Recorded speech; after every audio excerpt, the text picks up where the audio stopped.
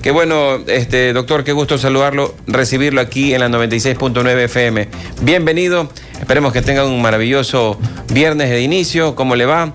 Y este tema de análisis, por supuesto, es de sorprenderse en que Ecuador vuelve a los mercados internacionales, pero de la mejor forma. ¿Cómo estamos y cómo nos vemos ante los ojos del mundo? Bienvenida, Alex Vargas, y por supuesto aquí Sofía Almeida atendiéndolo y la sintonía de la 96.9.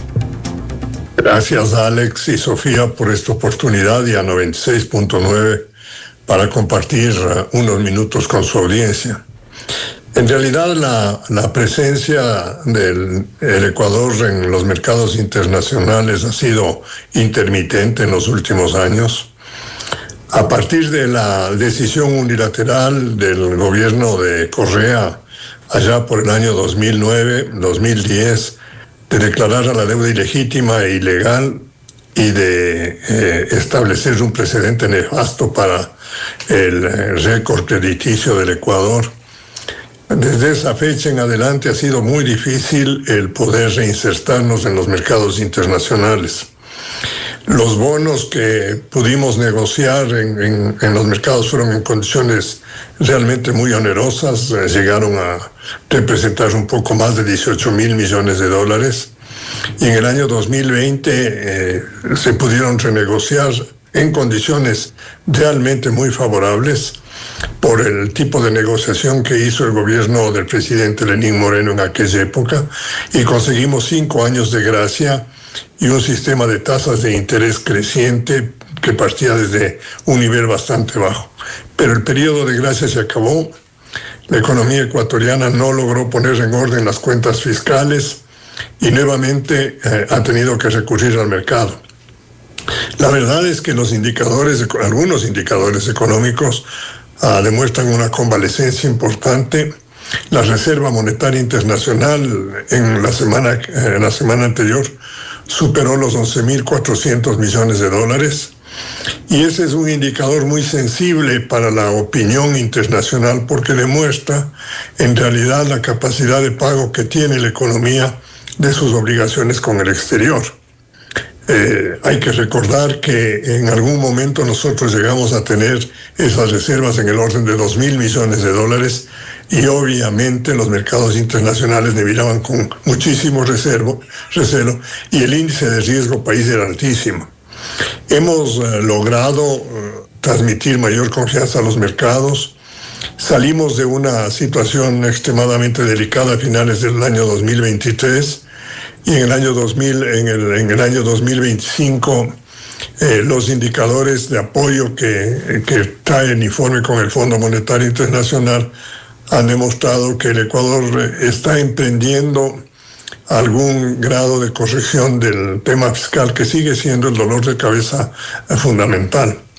El segundo elemento importante es la gran, yo diría, producción agrícola ecuatoriana, que ha sido colocada en su mayoría en los mercados internacionales, y hoy el Ecuador exporta casi 30.000 millones de dólares del sector privado. Doctor, antes de continuar con ese, doctor, disculpe que lo interrumpa, antes de continuar con el segundo punto, me gustaría preguntarle, primero, básicamente, ¿en qué monto estamos ahora de la deuda externa, para informar a la ciudadanía?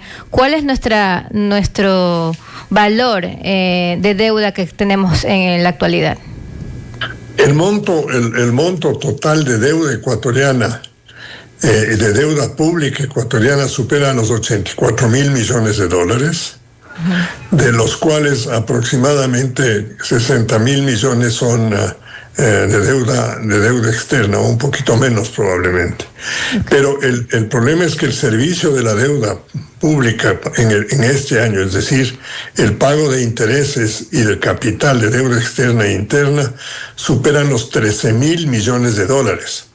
Si los ingresos brutos tributarios del Ecuador son 21.000 millones de dólares, imagínese el peso que es el servicio de la deuda. Ahora, de esa deuda, 4.000 millones es amortización de deuda externa, y 1.000 millones aproximadamente es de los bonos que se están renegociando y que esperemos los resultados que se den el día de hoy. Con las reservas que tenemos, que usted ha dicho que son 11.000, que la verdad nos ha tomado casi, entiendo yo, más de 20 años regresar a los 9.000 que tenían, por ejemplo, en la época de Lucio Gutiérrez. Recuerdo que había una reserva más o menos de esa cantidad. Recién ahora tenemos 11.000, ¿verdad? Con esa reserva, ¿usted cree que el mercado nos ve de una mejor manera porque estamos ya de alguna forma logrando tener un fondo un poco más estable? ¿O en qué nos puede beneficiar ese valor? Así es, Sofía. El indicador de la Reserva Monetaria Internacional es un indicador, como les decía, muy sensible a la opinión internacional, porque demuestra cuál es el tamaño del fondo de reserva que tiene el Ecuador para atender sus obligaciones externas. Uh-huh. Y ese monto, 11.000 millones de dólares, se debe casi exclusivamente al aporte del sector privado dentro de la economía en general, porque el sector público, que antes era el que nos provisionaba de divisas, en los últimos años se ha convertido en un demandante de divisas. No aporta divisas netas, sino que demanda, saca divisas del Ecuador en términos netos, mientras ahora la independencia en términos de divisas del sector privado es un cambio estructural sumamente importante. Y yo espero que esto, inclusive este comportamiento, pueda profundizarse por los acuerdos comerciales que hemos firmado con China, con Corea del Sur, con Canadá, que son 3 mercados realmente muy importantes y que pueden servir realmente para expandir la agroindustria ecuatoriana, atendiendo las necesidades de esa, yo diría, población superior a los 1.300 millones de personas. Doctor, y para que sea muy entendible para muchas personas que nos están escuchando y nos están viendo, esta lectura dentro de lo que son los parámetros de lo que dice el INEC, las cifras de pobreza más bajas en 18 años, ¿cómo hacerle ver a la ciudadanía que hay cifras de pobreza más bajas en 18 años? ¿Lo estamos viviendo, lo estamos sintiendo ya para este 2026? ¿Cómo le podríamos explicar eso a los ecuatorianos? Yo no soy muy optimista en términos de pobreza. Los indicadores, por ejemplo, de la remuneración promedio de los ecuatorianos en términos mensuales es de $400. Uh-huh. Es decir, en promedio los ecuatorianos ganan menos que el salario mínimo vital. Hay una proporción muy grande que vive con salarios o con remuneraciones que no llegan a los $200 mensuales, y es la mayoría de la población ecuatoriana. Entonces, en ese sentido, la realidad ecuatoriana de la informalidad de la economía sigue siendo una llaga muy grande que nosotros tenemos todavía como tarea que cumplir. Y en ese plano es bien importante para la tranquilidad realmente de los inversionistas y para atraer inversiones en cantidades suficientes, es necesario arreglar el problema fiscal. Porque con déficit de esa naturaleza se nos producen 2 problemas muy severos. Uno, aumenta la deuda pública, como lo hemos visto en los últimos años. Y 2, hay una tendencia a aumentar los tributos, los impuestos a los distintos agentes económicos privados del Ecuador. Y obviamente esos 2 elementos perturban en el análisis de oportunidades de inversión en el Ecuador. Entonces yo le diría que la lucha contra la pobreza es un tema no resuelto, sigue siendo una obligación social de toda la colectividad y en especial del Estado ecuatoriano. Uh-huh. Y en el año 2026, con los índices de crecimiento que tenemos más o menos estimados alrededor del 2%, es muy difícil que tengamos mejor en ese indicador. Doctor, usted mencionó que ya estamos, ya prácticamente nos toca pagar los intereses de la renegociación del 2020 en la presidencia de Lenín Moreno. ¿Y no se podría utilizar un poco de esos fondos que tenemos de los $11.000 como para ilústrenos, porque usted es el experto en eso, ¿no? Utilizar de esos fondos y poder renegociar también sabiendo que tenemos un riesgo país que ha bajado, y así lo ha dicho el presidente de la República como uno de sus logros económicos en este periodo en lo que va de su gestión. ¿No se puede de alguna manera poder renegociar eso y bajar por lo menos los intereses o buscar otra forma de obtener periodo de gracia? A ver, la renegociación que está en marcha está buscando ampliar el periodo de gracia. Okay. Es decir, busca ahorrarnos aproximadamente $1.000 millones de pago en bonos en este año y de sumas similares en los años 27, 28, 29 y 30. Es decir, estamos hablando de una amortización total de casi $5.000 millones. Ojalá consigamos una cantidad no de ese tamaño, pero realmente bastante significativa para darle un horizonte un poco más, yo diría, sosegado al sector externo público. Yeah. El sector privado sigue siendo el motor de esta economía y las reservas internacionales le pertenecen al país, no al gobierno, y no pueden utilizarse para ese propósito. Okay.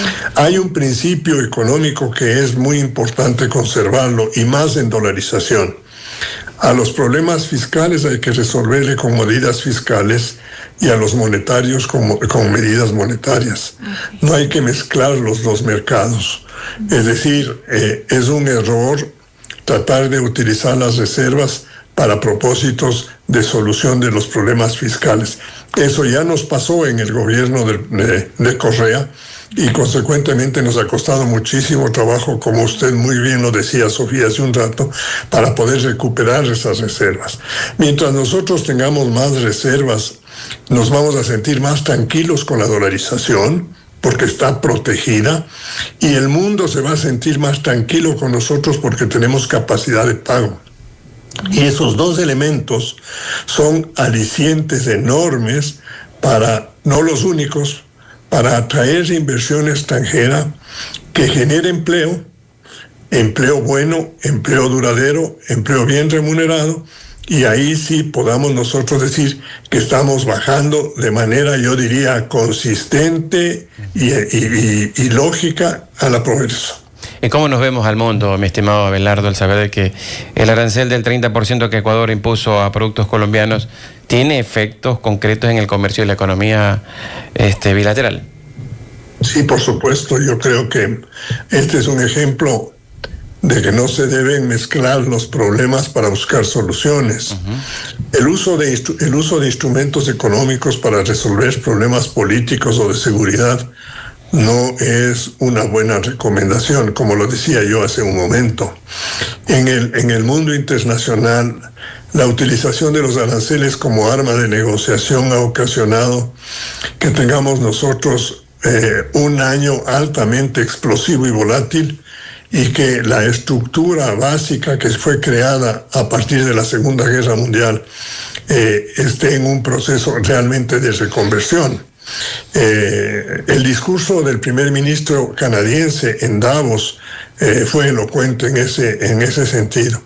Entonces, la forma como el gobierno del Ecuador ha reaccionado a la inacción, yo diría, irresponsable del gobierno colombiano de no controlar la frontera sur de ellos y norte nuestra, y dejar que esté en poder de los narcotraficantes, me parece que no es la adecuada. El campo de pelea es en el plano diplomático, uh-huh, y en el plano de la política internacional de comunicación, en donde el gobierno del Ecuador debe ser muy enfático públicamente en denunciar esta inacción e irresponsabilidad del gobierno colombiano, pero sin tocar las relaciones económicas, porque este arancel del 30% ya tiene retaliación colombiana, e incluso ya nos cerraron la venta de electricidad, de energía, que para nosotros es bien importante tenerla como reserva para momentos en los cuales el clima no nos ayuda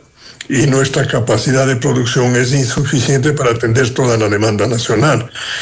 Tenemos que resolver el problema con Colombia de una buena manera y lo más rápido posible, antes de que tome niveles superiores de agresividad. Yo creo que le conviene al Ecuador más que lo que le conviene a Colombia, pero los dos son parte de un acuerdo comercial que tiene 30 años de vigencia. Parece ser que, señor Petro, si no cumplen con lo que él está sugiriendo con el señor Glass, bueno, eso es otra cosa que causa un mal sabor. Oigan, pero señor Abelardo, escúcheme algo. Según la Cámara de Comercio de Guayaquil, el arancel podría afectar directamente aproximadamente, mire esta numeración que estoy revisando, 7.600 importadores, muchos de ellos personas naturales y pequeñas empresas. ¿Está bien esa numeración o es una exageración? Puede ser hasta más. Hasta mucho más. Puede ser hasta más, porque el grado de interacción de las actividades económicas es tan profundo con Colombia que nosotros le vendemos materias primas y ellos también nos venden materias primas. Nosotros les vendemos productos terminados y ellos nos venden productos terminados. Y al poner un arancel del 30%, estamos afectando la competitividad de nuestros productos en el mercado colombiano, y en el caso del mercado ecuatoriano estamos grabando con 30% a los consumidores ecuatorianos. Por eso es que yo entiendo con absoluta razón que las cámaras de la producción han planteado al presidente que se revise esta decisión, porque es una decisión absolutamente inconveniente al Ecuador de manera particular y obviamente también a Colombia, y por eso es que ha habido una reacción tan violenta de ese gobierno, que como usted bien también decía, el presidente Petro es un presidente muy cercano a los movimientos guerrilleros y obviamente al narcotráfico. ¿Qué cosa? Sí, y justamente eso tiene que ver y está ligado con lo que usted decía de la productividad para ayudar a los mercados internacionales que nos vean mejor, por tener mejores reservas, ¿no? Que las reservas vienen de la producción ecuatoriana, ¿no? Usted manifestaba que el punto más importante sería la producción agrícola o en general a todo el tipo de producción. Todo tipo de producción, pero yo diría agroindustrial. Nosotros estamos vendiendo ya productos agrícolas procesados en lo que solo tradicionalmente vendíamos el producto agrícola en su estado natural. Estamos ya procesando productos agrícolas en la costa y en la sierra ecuatoriana. Incluso hay algunos productos en el oriente ecuatoriano que están saliendo, y Galápagos inclusive está exportando un poquito de café. De tal manera que yo creo que la política de búsqueda de mercados, de apertura comercial, es una política absolutamente necesaria. Hay que saberla negociar, por supuesto, no hay que simplemente abrir las fronteras. Creo que las negociaciones con los países han sido, buenas. Con la comunidad europea nos está yendo muy bien. Ojalá logremos en el limitado acuerdo comercial que se puede conseguir con los Estados Unidos que no nos cobren esos aranceles. Y todo eso va en la línea de tener un país mucho más vinculado con el mundo. El Medio Oriente también tiene intereses con nosotros, Arabia Saudita, Dubái, los Emiratos Árabes, y ahí hay también un mercado potencial enorme que creo que no hay que perderlo de vista. Esa es la gestión del gobierno. El gobierno tiene que ser, y perdóneme la forma como le voy a plantear, el gerente comercial del Ecuador en el mundo internacional. Tiene que ayudarnos a colocar la producción, y el sector privado va a ser la fábrica, el centro de producción y el centro de empleo nacional. Ustedes han visto en la costa ecuatoriana, cuando las exportaciones están bien, la costa florece. Se siente a la economía mucho más rica. Y en la sierra nos está pasando algo muy parecido.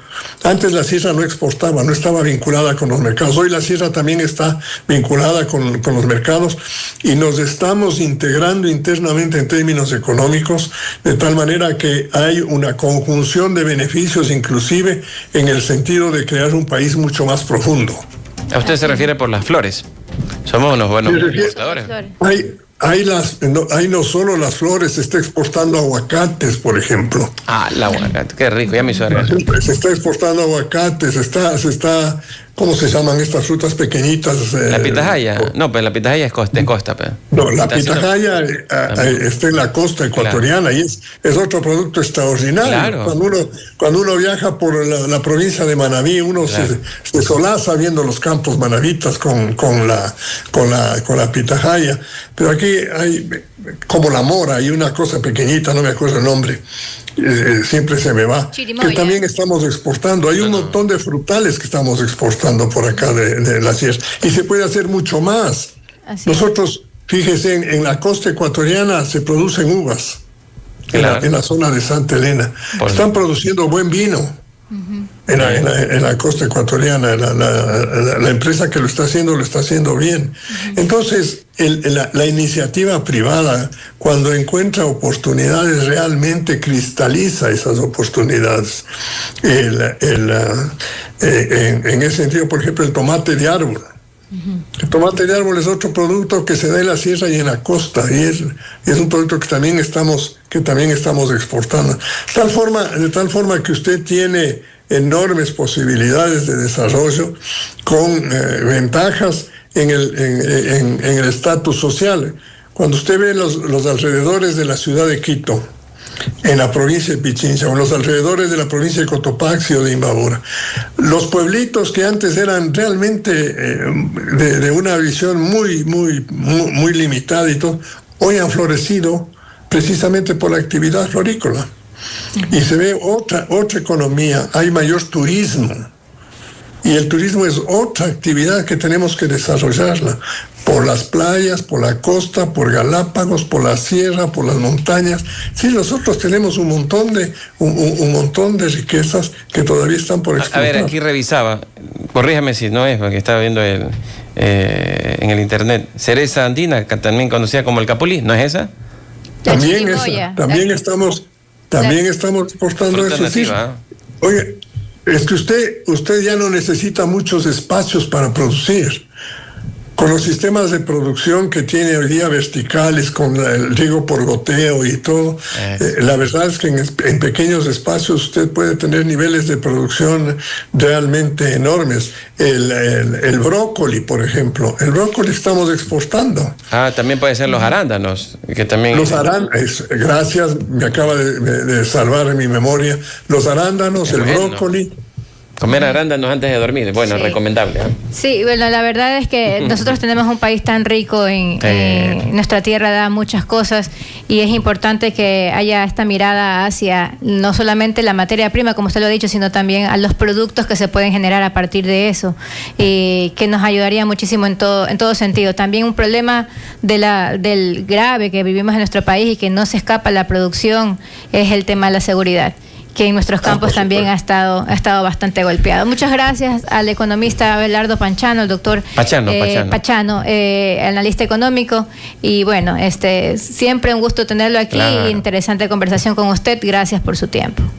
Gracias a ustedes. Es gusto, y seguir hablando de las frutas, nos volvemos como Ambato, la tierra de las flores y las frutas, ¿verdad? Pero por supuesto, esa es nuestra tierra y la tierra de ustedes también. Muchísimas gracias.